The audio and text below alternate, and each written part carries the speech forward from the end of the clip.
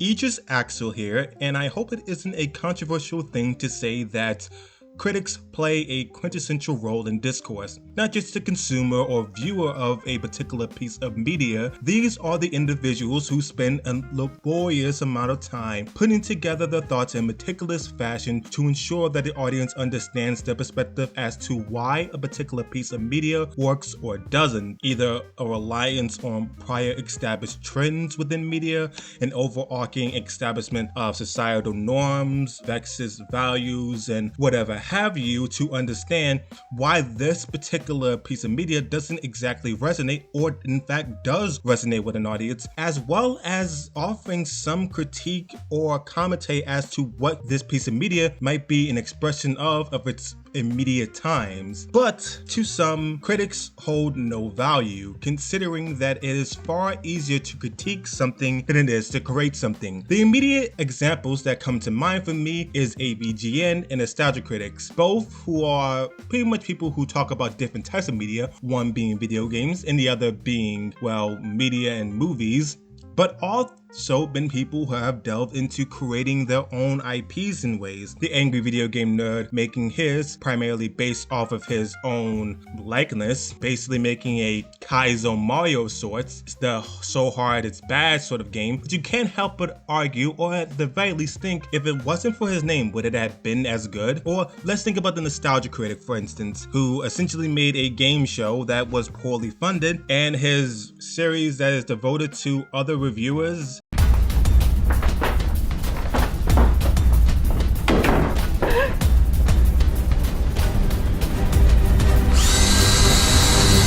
That feels like it deserves its own video. But for now, we're talking about a particular critic who has decided to establish himself in a similar fashion by creating his own IP. I remember a while back ago when LS Mark had decided to collaborate with Manga Comment in a video that uses a bunch of overtly left-leaning people as examples of what's wrong with media criticism. But beyond that, the thing that I thought was interesting is how he was very self-aware about the fact that he was somebody who was in fact a critic, but it is a different ballgame when creating something yourself. But he can call himself a critic. Even you, watching right now, if you wanted to, you can make criticism videos about various types of media and refer to yourself as a critic. And we've seen this with channels like I Hate Everything, Your Movie Sucks, and Ralph the Movie Maker. I've seen a pretty good point be brought up a few times with these guys, being, why should we listen to their opinions? They're just random guys. And it raises the question of why do we even take these people's opinions seriously? Especially when it's about a piece of media that they've never tried to get involved in. To this day, I'm still surprised that anyone takes the opinions of someone like Doug Walker, the Nostalgia Critic, seriously. Someone who's built his entire career off being a film critic, yet every single time he's decided to make a film, it hasn't been anything above complete shit. So why do people take his opinion seriously? Honestly, couldn't tell you. Maybe his large subscriber count makes people think that he has some kind of authority on film quality, but I don't know. In a review of the Emoji Movie, a film which everyone under the sun was relentlessly bashing at the time, Max G of Hot Diggity Demon said something that really stuck with me. It was something along the lines of, if you can't prove that if given the same opportunity, you could have done better, then you have no authority on anything and your opinion is worthless. And it's a point that I completely agree with. If someone like Doug Walker can't prove to me in his many attempts at making a film that he can't make anything even close to average, then I should have no respect for him as a critic. But the line is sort of blurred when we look at someone like I Hate Everything, who's never really shown that he himself can make a good movie, yet acts like we're supposed to trust his opinions as a movie critic, and I can't really say I have a definitive answer on that. I guess we just have to take it on a case-by-case basis. More than likely, the reason you click This level of self-awareness is a level of humility that I can find myself to respect. So when Mark started announcing this show, Catching Up, I was fascinated to see where it would go. And we have something to show for it. After years on end of him producing and meticulously promoting it in small, short bursts, but never overtly going out of his way to dim the lights on his regular content that people have come to see from his channel. This is Catching Up. Goes the back team! Goes the back team! Down go the mean old germs. Before getting to the review proper, I think it's proper that, well, you should know something about myself. I'm someone who enjoys a bit of a slow burn series. While there is an enjoy to have from an erratic show like a Ren and Stimpy, I like shows that play around with voids and areas and spaces, allowing the show to breathe and really have a more laid-back nature to them. I love simplicity. I love the first chapter of JoJo's, despite people loving the more complex natures of part 3. I thought that part's repetitive and it drags on a bit, but suffice it to say, I think I'm articulating properly what I'm getting at here. I like Catching Up's first episode. I like how down to earth it is. I enjoy the characters just expressing and allowing to be. And the primary fact that it's focused on 2 characters allows it to be such. The bioluminescence nature of, I hope that's what you call it, just the particle effects they have in the air kind of resonates with Saturday afternoons or weekends after getting off from school and being able to gaze upon the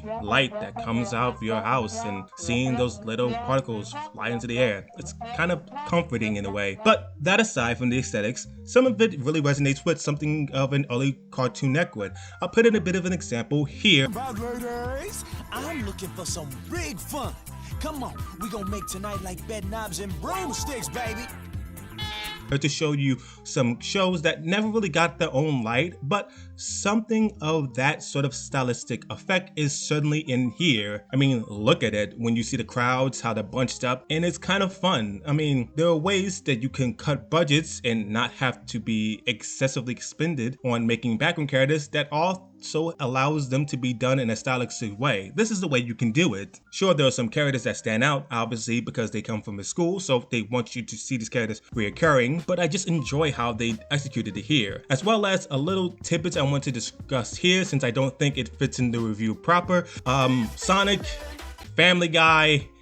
Alright. Now that it's out of the way, let's just talk about the episode in and of itself. So we start off with our titular characters, Rob and Clay, who are our characters we meet who are going to eventually go to the rec center. Going to meet a couple of girls trying to be the life of the party and just socially interact. But both of them have a bit of social ineptitude. Rob being that he's far too kind-hearted, too open spirit and wide-eyed of an individual.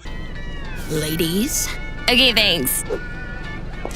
See what I mean? Don't be jealous just because I got 2 bitches.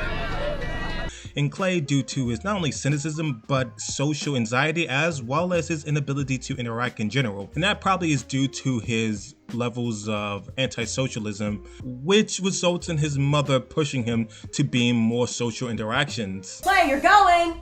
Why should I? To go just because he wants to. He's an idiot. Anything will please him. I don't care. You have to get out of this house. Go make some friends. You mean Come it's on. gonna suck? I'm not gonna know anyone there. Well, now's a great time to Please, start. I 'Cause really you're don't going, want it. yes? No, yes, no, I'm yes. not. No, Clay. fine. You're not wearing that. The episode is fun for me, to be personally honest with you. I enjoy these characters' interactions. I love the little mouse noises that the character makes when you hear them from far off. I enjoy the cameos that we have, such as Psychopath in this show. Let's go pickpocket. Don't you stop, you fucking crap. And I really enjoy just seeing these characters interact for the first part. I think this episode is leading us into just understanding and knowing these characters. I don't need some overarching plot or world as to why things are happening or occurring. I think it's fine to have us understand who these characters are. And for what it's worth, I think it's a simplistic introduction, but sufficient and suffice enough for somebody who's just figuring out what this show is and whether or not they want to know these characters. I mean, hell, no matter how laborious and extravagant your plot is or narrative is, if you don't have characters are inviting enough to be there or likable enough to me to want to watch, unfortunately I'm not going to care about that story. So this is to looking forward to the rest of that. Congratulations, Mark, in putting your hat into the discourse that many people are reluctant to even get into and more often less likely to even attempt when criticizing others. And here's to looking forward to more episodes. I highly advise you check out this channel and the episode of this particular one I'm reviewing down in the description below. But until next time, this is Aegis Axel. Peace.